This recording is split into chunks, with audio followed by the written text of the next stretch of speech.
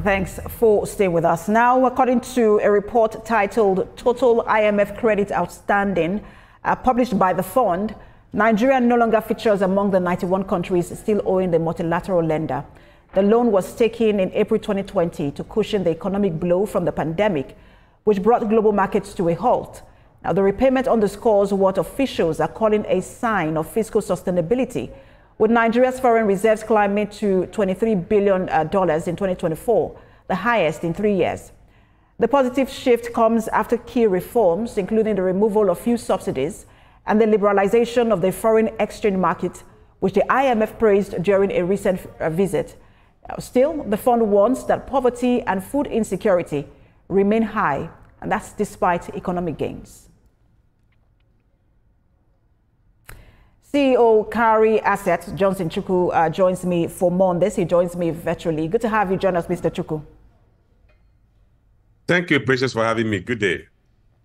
So we have been very indebted as a nation for a while now. We've seen successive governments borrowing, according to them, to fund some capital expenditure in the country. But now we have successfully repaid the one for IMF. We've also seen state governors repaying a substantial, amount of their debts. I mean, just give us the implication of that and what's your assessment of all of that?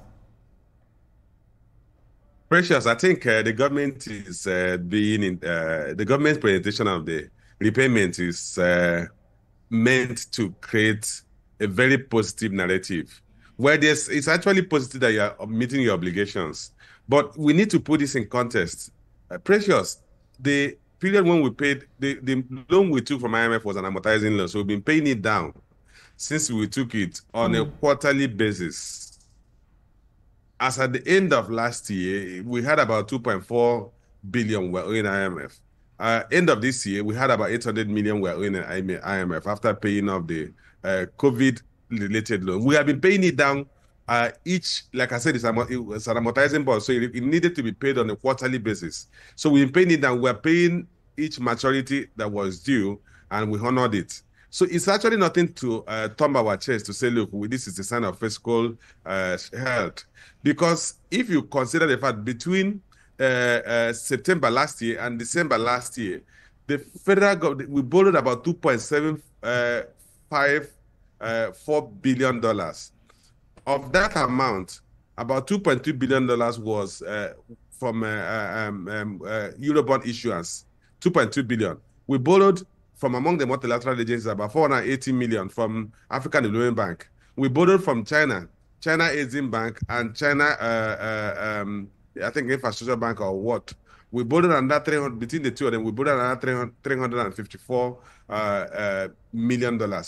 In that same quarter, we are referring to that we paid about 447 million to extinguish the COVID-related IMF loan. So it's actually nothing to thumb our chest. It's just that we met our obligation that they fell due, and we also borrowed additionally. We borrowed a total of $2.754 billion in that singular 3 months period. And we are thumbing our chest that we used part of this money to pay $447 million. So I think the government need to place this in proper perspective. It was a matured obligation that was an amortizing, but you need to pay over a period of time, and we were meeting the obligation that they fell due. But we were also borrowing much higher than the amount we paid back. Does this have any significant implication in terms of revenue to debt servicing ratio? No, bear in mind that our total debt in September last year was about total external debt was about $43 billion. Total external debt in December this year, last year, was about $45.7 billion, which means we saw an increase, like I said, the increase of $2.754 billion. We saw an increase, which meant that our interest payment obligations also increased, our debt service obligation increased, our debt to GDP ratio increased. So we really can't say that our debt conditions have improved because we paid back the IMF loan. In the summary is that we have a higher debt burden.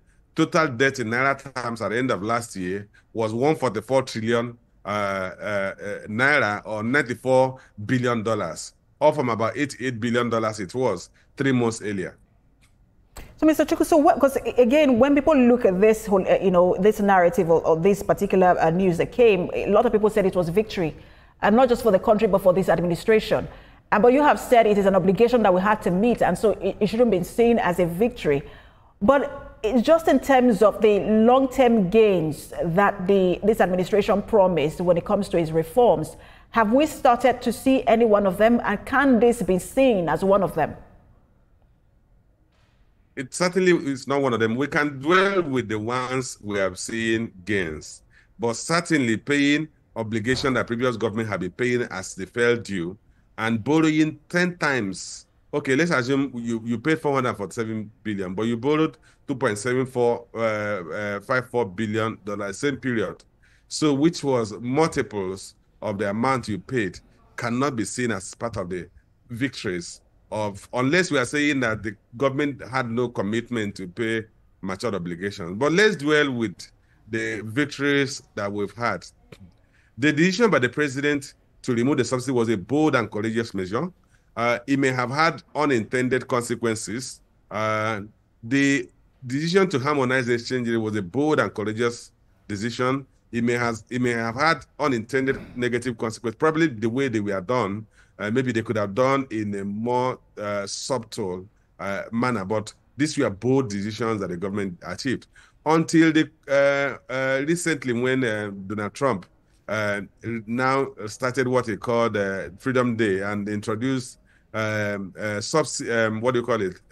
introduced duties, import duties on almost all countries. We were seeing the first quarter of this year, we saw improvement in a lot of our macroeconomic variables. We saw stability in exchange rate. We saw Naira appreciate even at the parallel market rate window to about 1,536 Naira to $1.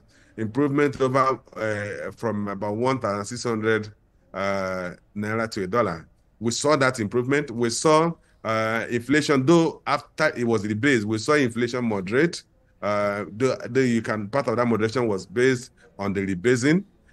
We saw GDP grow last quarter of last year at 3.84%. We saw a consistent improvement in GDP growth rate, and we saw overall GDP growth rate at 3.4% last year. These are what you may call wins. Unfortunately, many of them will now be tested by the crisis that Mr. Donald Trump had triggered in the global economy that has led to near collapse of crude prices to about $60 per barrel.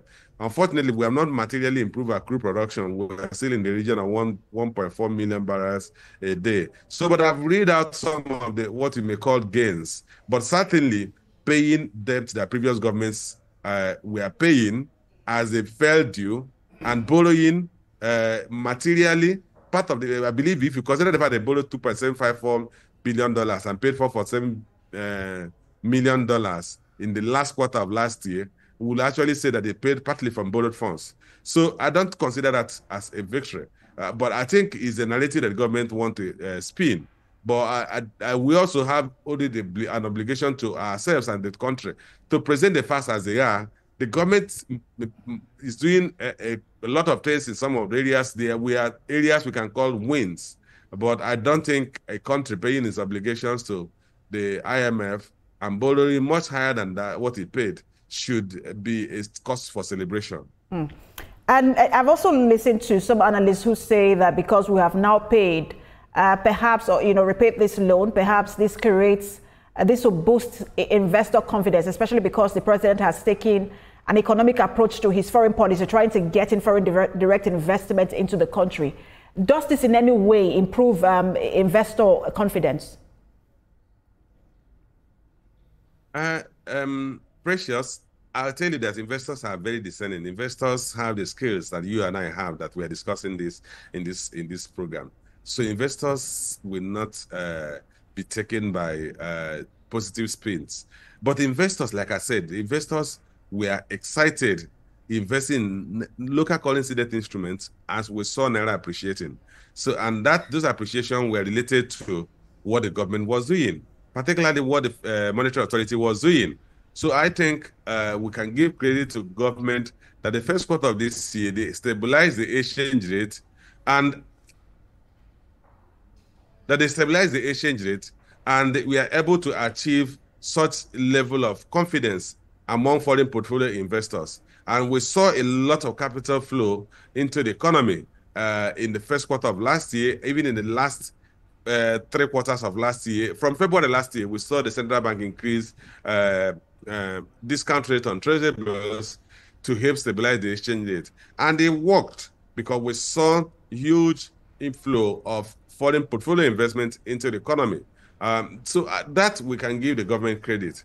And that's what the investors are looking for. They're looking for a macroeconomic environment where inflation is moderating, exchange rate is stable, there is liquidity in the foreign exchange market, obligations due to external and local parties are paid as and when due. So that's what investors are looking for, not a positive spin. I clearly can tell you that there's no foreign investor who will consider that your loans due from IMF and we are due for payment, we are paid. And no investors will consider that a part of the plus in terms of achievement of any government. But like I said, I've not ignored. I've actually emphasized repeatedly areas where the government has done well, areas that create positives for the government among foreign investors. Those are areas that includes the boldness to harmonize the exchange rate, the boldness to take out subsidy, the aggressive offer of treasury-based instruments and open market operation instruments to local and foreign investors at yields that attracted foreign portfolio investors, which led to stability in exchange rate, the ability of the central bank to honor foreign exchange obligations as they fall due, and the fact that the central bank is even considering the 2.4 billion that was earlier considered as unacceptable, unapproved by central bank for payment to that is forward deals, forward transactions that they now want to pay off. Those are what engender confidence to investors. Mr. Justin Chukwu, right now it seems that attention has shifted towards security because of the challenges in that regard, and then attention has also shifted to politics. We see a lot of defection, we see a lot of talk about 2027, but less about the economy. There's also a gap in information, compared to when this administration first, came on board. But just talk to us about where we are in terms of the fiscal and monetary policies. Are we seeing gains? Is anything going on? At what point will it begin to trickle down and then ease the burden that Nigerians, are bearing at this moment? Okay, let's look at the latest report from the Bureau of Statistics, where we saw inflation at about all-item inflation, that's consumer price index, at 23.71%, down from about 24.23%. If that becomes a trend and continues, it will be a positive. Also, bear in mind, we saw a drop in food inflation to about 21.26%, where for a very long time, we've not seen that food inflation materially lower than all-item inflation, as well as lower than core inflation. So if that trend continues, it simply means we are seeing improvement in food production. It could be because we are still largely in the we have not moved fully into the farming season. This is still we have a lot of maize, a lot of cereals that come out of the farms now that people are enjoying.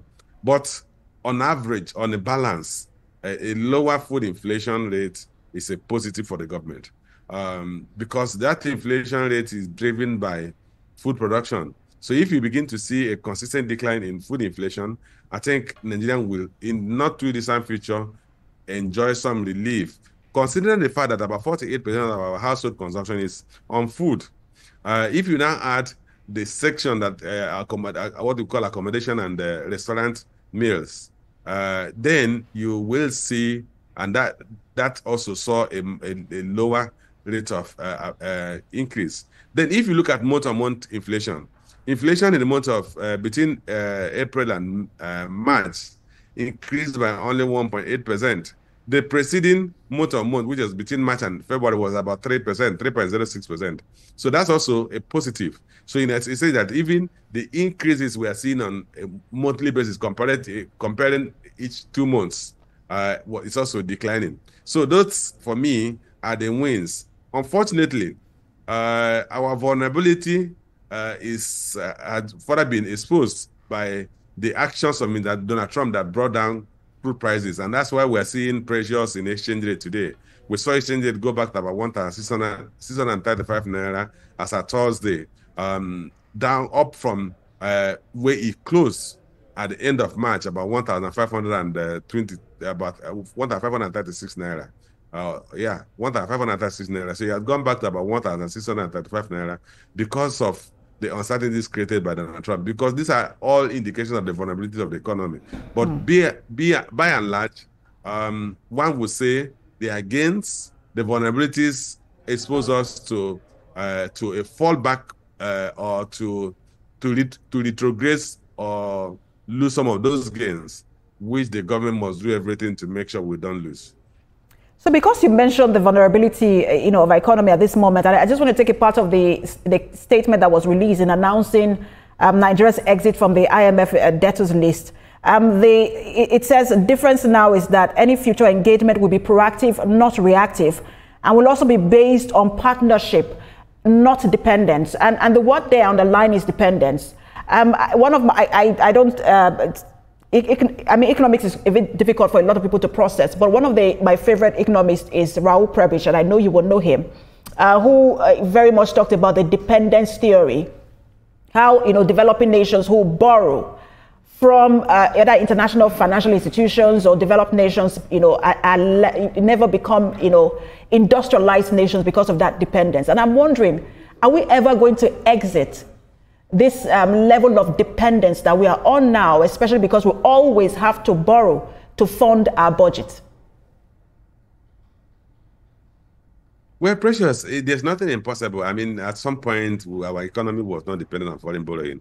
From all the things we read about the 60s and the 70s, our economy was not dependent on foreign borrowing. In fact, I think I read something, whether it was a joke or truth, that Nigeria was actually lending to foreign countries in the 70s when we had a boom. So it's still possible that we could reverse that, but it's going to be a lot more hard work that we need to do. And countries have done that. I was just looking at a report of what Vietnam has achieved in the past couple of years. I'm not talking of China today. I'm not talking of India. I'm talking of a country that even in my youthful age, we used to laugh at Vietnam. But today, Vietnam is a major export hub. Vietnam is a major export country. A lot of outsourcing is going on in Vietnam. Today, if you go to a Nike shop in America, or most of those fashion shops in America or most European countries, you realize that what you're buying there were made in Vietnam. So it's possible for a country to turn around economic fortunes. For us to be less dependent on foreign loans, we need to enhance our export products beyond crude. The vulnerabilities of the economy I talked about is because we depend on crude oil export as our major export earning source. If we can diversify into some level of finished goods, we will no longer be as vulnerable as we are today. And most importantly, we will have reasonable level of export that will guarantee that we don't need to borrow from any foreign country. I don't know whether you had a point of looking at some of the news flying in the social media on how Qatar ordered about 90 under Boeing's of about $91 or $94 billion. They say the highest order that Boeing has ever gotten from any part since its inception. And Qatar gifted Mr. Trump, I think, a $400 million worth of aircraft. But beyond that, the story is that Qatar turned the corner in 1996, that Qatar found gas in the 1970s, didn't use much of it, but began its transformation in 1996. 1996 was just the other day, but when I read it, I said, look, at that time, I was already a manager. In fact, I was already a manager in a bank. And that country had become one of the richest countries in the world. Yes, it's a small country. It's one of the most developed countries in the world. So countries can turn around from a desert nation to a prosperous one. So I think we still have the opportunity. We have the population size. We have the demographic in terms of the structure of our population. We have the land mass. We have the natural. Hopefully, we're able to do that. I thank you so much. You always have a way of breaking down these things in a way that everyone understands. I'm sure we'll have you over and over again as these issues come up. CEO Carries Investment, Mr. Johnson Chukwu, Carries Asset rather, always a pleasure to have you on.